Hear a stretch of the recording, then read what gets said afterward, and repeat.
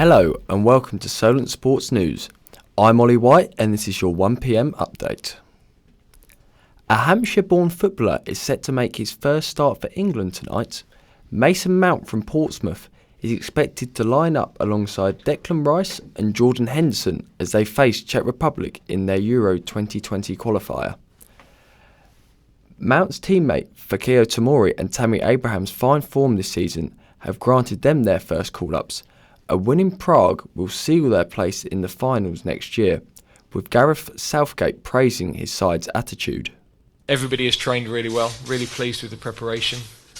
The players hit a very high level all the time now in terms of knowing what's expected every day, because they know that they'll take that into the game on match day.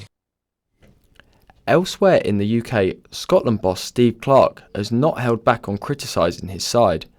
They suffered their fourth defeat in a row last night, losing 4-0 to Russia, with all the goals coming in the second half. Clarke hopes their poor form will end on Sunday when they face San Marino. The results are dreadful. There's no getting away from that, so I'm not going to hide behind that. We have to do better. We have to work harder, and we have to make sure as a group of people working together with it that we keep improving. And like I said before, we have to make sure that this is the lowest of the low. Last night saw other home nation teams including Northern Ireland and other international teams in action. Both teams needed wins to keep their European qualifying campaign on track. Our football correspondent Alex Hammond has more. Thanks, Ollie. Belgium absolutely obliterated Minnows San Marino with an emphatic 9-0 victory, making them the first team to secure qualification for the European Championships. There were 8 different goal scorers. The Netherlands survived a slight scare as Northern Ireland took the lead through Josh McGuinness, but 2 injury time goals from Memphis Depay and Luc de Jong secured a 3-1 victory for the Dutch. Wales's European dreams are still alive as they drew 1-1 with Slovakia thanks to Kiefer Moore's first international goal. Other results included victories for Croatia, Poland, North Macedonia, Austria and Cyprus. There was also a stalemate between Belarus and Estonia. Thank you, Alex. A major sporting project in America has been shut down. The Nike Oregon project is no more after head coach Alberto Salazar was banned for 4 years. The ban came after Salazar was found guilty of doping violations. Scottish Rugby is planning to sue the game's governing body should their match against Japan be cancelled. A typhoon has already caused 2 matches to be called off, resulting in 0-0 draws.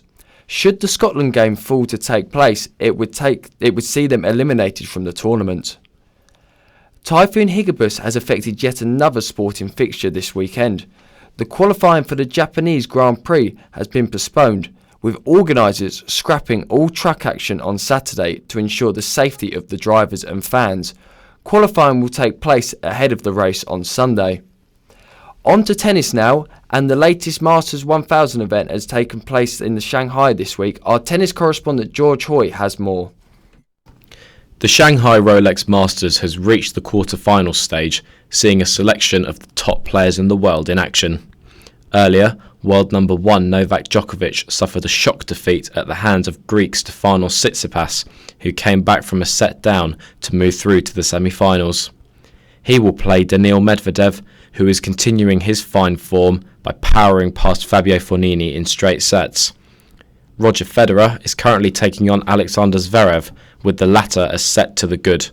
The winner of that match will play either Mauro Berrettini or Dominic Thiem, who conclude Friday's play in Shanghai later on.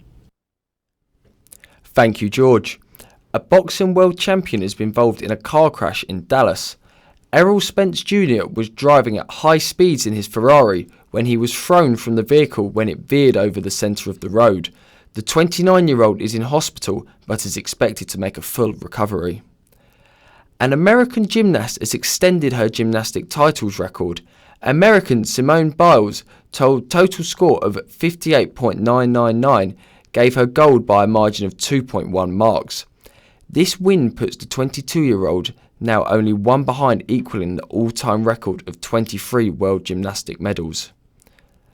Now in local news, Southampton Football Club have lost another member of their backroom staff.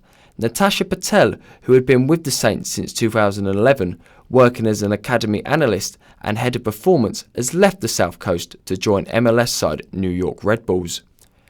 This comes shortly after the departure of assistant manager Danny Rowe, who left the Saints for Bayern Munich in July. Ever thought how sport injuries can affect your mental health?